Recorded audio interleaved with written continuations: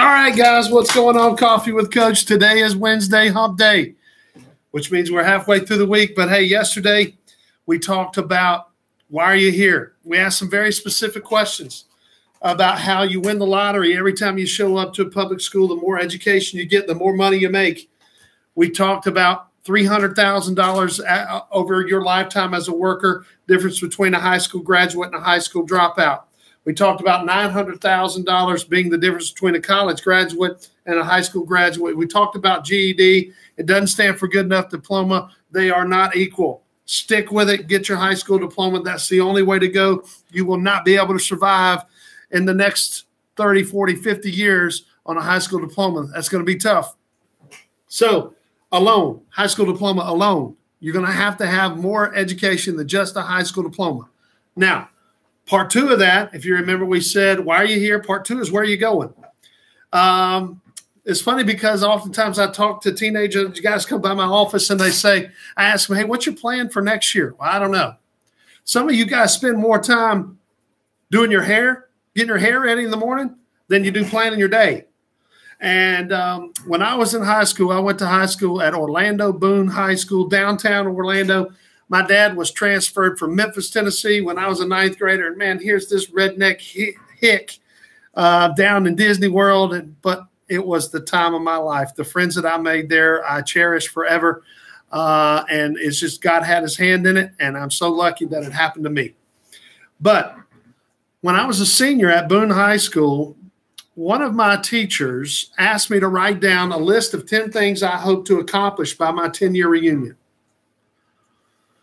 I wrote those things down. I thought about it. I did the best I could, and I wrote 10 or 12, and I turned those in, and I really didn't think anything else about it. Little did I know at my 10-year reunion, that same teacher was there. And as he saw us, he handed us our list that we had turned in 10 years prior to that reunion. And, man, it was pretty neat. It was neat because it captured my thought process as an 18-year-old kid. Some of the things that I had written on my list, it was cool to be able to take a pen and scratch those off. But I had several things on there that I hadn't accomplished yet. One of them was to kill a black bear with a bow and arrow. That may be the last thing I ever do. But what that list has done for me, that list now has 25, 30 things on it. And what that list has done for me is provided me a map. It's provided me direction. Because I'm going to tell you now, and I hope you agree, life by design isn't supposed to be easy.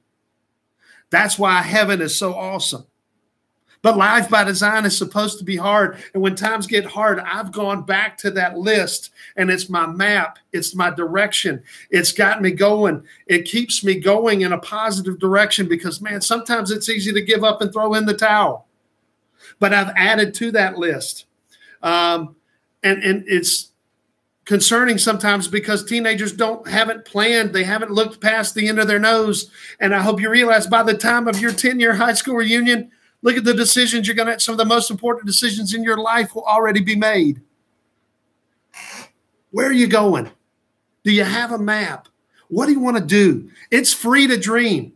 Martin Luther King Jr. said, I have a dream. He didn't say, I have a strategic plan. He said, I have a dream, and it's free to dream. And if you dream, dream big. But where are you going? Where are you going? I would challenge you to sit down, write down 5 things that you want to accomplish the rest of this school year.